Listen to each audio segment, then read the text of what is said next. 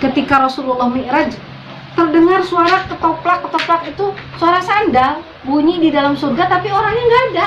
Sampai Nabi Muhammad mengatakan, wahai malaikat Jibril, ini suara kaki siapa? Orangnya masih di dunia kok, Bilal bin Rabah. Wih, Rasulullah itu pulang dari Mi'raj, dari naik dari langit ke-7 itu buru-buru pengen ketemu Bilal bin Rabah. Wahai Bilal, apa sih yang kau amalkan yang aku nggak amalkan? Berarti Nabi Muhammad belum ngamalin ini. Perkara apa yang kau amalkan? Oh, Bilal itu keadaannya selalu suci, kentut wudhu. Jadi selalu dalam keadaan suci, dan manakala saya wudhu langsung sholat. Amalannya lebih daripada orang-orang. Kalau dilihat dari mukanya mah hitam. Makanya Allah tidak pernah melihat rupa, tidak pernah melihat harta. Yang Allah lihat adalah hati dan amal. Maka dari itu kita juga harus punya amalan yang bisa kita andalkan. Amalan diandalkan itu, kemarin saya tuh ngaji, kalau saya itu kan menurut saya amalan diandalkan tuh sedekah yang banyak, bisa umroh berkali-kali, bisa. Tidak gitu juga katanya Bu Neng, nggak gitu juga. Orang itu kalau cuma bisanya qul huwallah, tadinya tuh bacanya tuh beleketak gitu, nggak bisa-bisa, tiba-tiba dia bisa ngucapin baca qul huwallah dan dia baca terus. Maka itu jadi apa? Jadi amalan diandalkan. Jadi jangan meremehkan amalan-amalan yang menurut kita itu dia bisa gitu doang.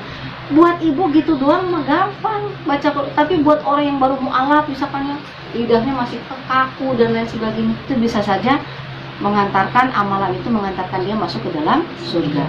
Maka kita semangati terus diri kita untuk berlomba-lomba dalam kebaikan. Itu makanya yang tahu diri kita itu kita sendiri. Saya ini udah di fase mana nih? Aku masih dolim yang tadi ya, aku Islam tapi masih molimo ya. Molimo itu apa?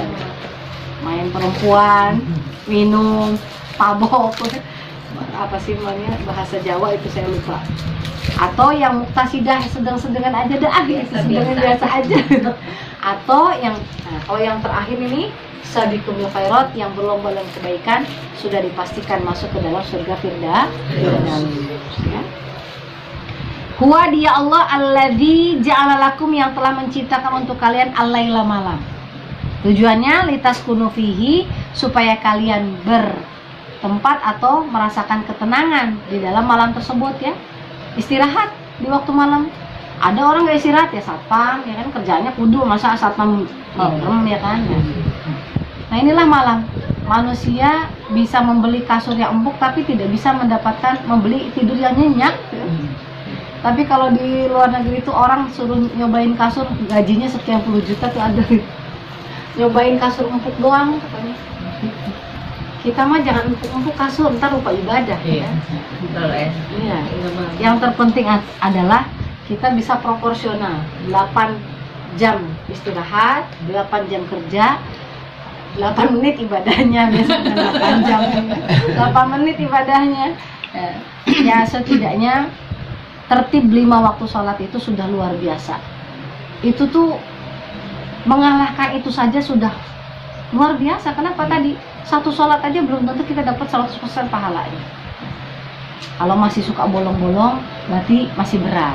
Nah, masih berat dengan dunia. Karena kalau orang udah tahu akhirat, dia pasti tahu, oh ini saya dikit lagi nih, umur saya udah segini, tiga segini, maka harus dikejar sholatnya. Wan nahar mubsiron, dan siang hari terang benderang. Kalau siangnya gelap, tiba-tiba kayak apa tuh? Gerhana misalnya. Nggak bisa ngapa-ngapain ya Bu ya. Siangnya dikasih terang benderang. Ngebayangin kita kalau malam aja butuh lampu berapa watt satu rumah, yang 900 kWh atau 1300. Nah siang ini sama Allah dikasih matahari yang terang benderang, manusia bisa lihat, bisa ngapain aja. Maka ada orang yang melakukan kejahatannya di malam hari. Memang kebanyakan orang melakukan kejahatan di malam hari. Perempuan juga kalau keluar malam-malam, yang tadinya tidak cantik jadi menarik. Iya. Kenapa kan dihias-hias sebenarnya nggak kelihatan, bopengnya nggak kelihatan. Inna fi dzalika, sesungguhnya di dalam demikian itu, siang dan malam, pergantian siang dan malam, kita bisa istirahat di malam hari, bisa melakukan aktivitas di siang hari, adalah merupakan tanda dari kebesaran Allah bagi kaum yang mau mendengarkan ayat-ayatnya Allah. Nah, kita diberikan pendengaran, diberikan penglihatan, diberikan anggota tubuh yang lengkap untuk mentadaburi alam yang sudah disediakan oleh Allah kepada kita, yang tujuannya adalah untuk menaikkan pangkat kita menjadi orang iman yang berhasil sukses masuk ke dalam surga. Insya Allah ini yang saya sampaikan.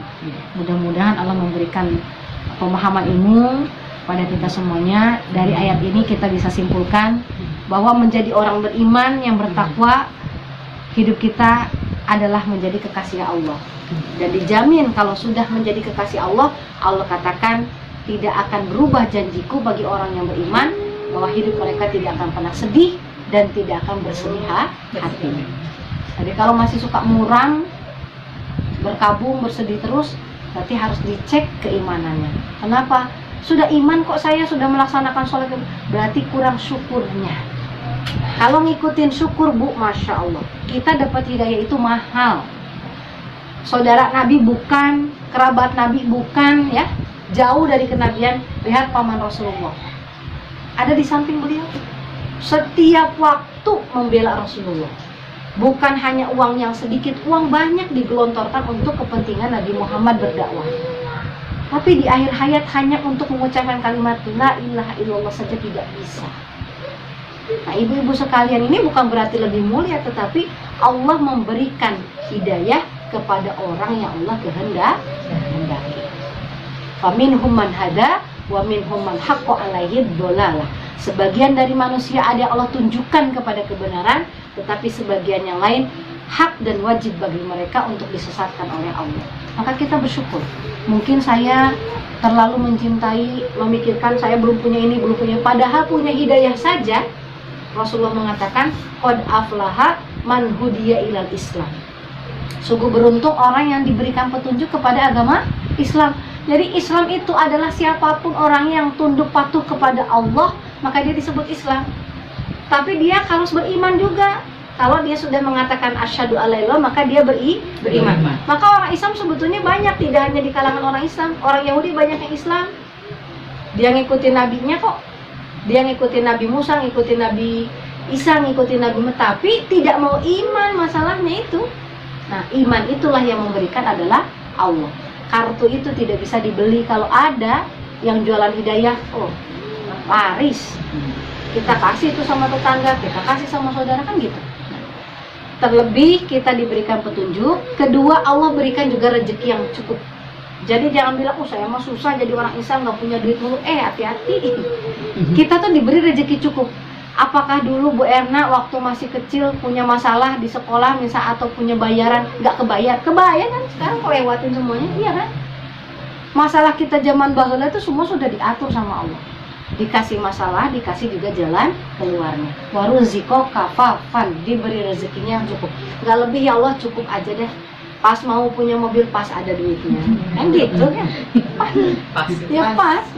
Dan yang ketiga, waqona'a bima ata. Ini mungkin kesini yang belum tahap ketiga, yaitu selalu bisa menerima setiap pemberian dari Allah. Kalau dikasihnya banyak mah paling gampang, tinggal syukur. Giliran dikasih susah itu loh gimana? Dikasihnya ujian gimana? Kalau kata Allah dikasih ujian itu adalah pancingan. Ambil ujiannya, lewatin ujiannya, kita naik pangkat. Naik pangkat berarti naik rezekinya. Jadi jangan, saya nggak mau diuji, harus mau diuji. Karena dengan diuji itu menandakan kita itu orang iman yang sejati. Jadi harus bergembira ya. Kita sudah ditunjukkan kepada hidayah Islam, diberi rezeki yang cukup, dan juga bisa menerima segala ketetapan dari Allah sebagai takdir yang harus kita jalani sampai ajal mati kita masing-masing. Mudah-mudahan Allah menetapkan keimanan kepada kita. Husnul khotimah ila yaumil qiyamah. Alhamdulillah, jazakumullahu khairan. Semoga Allah memberikan kebaikan, keberkahan untuk kita semuanya.